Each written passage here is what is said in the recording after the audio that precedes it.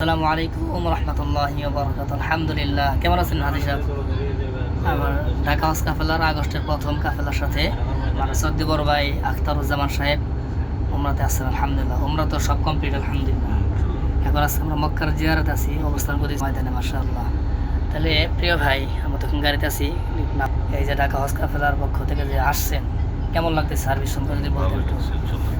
আর নাসির ভাই কেমন, না মন থেকে বলবেন? না, নাসির ভাই তো খুবই ভালো সার্ভিস। এটা কি মন থেকে বলতেছেন নাকি? অবশ্যই। যে থাকা টাকা খাবার দাবার বা অন্যান্য যত সার্ভিস আছে ওমরা কারণে জিয়ারা সব খুশি আছেন আপনি? অবশ্যই। দোয়া করবেন না ইনশাআল্লাহ।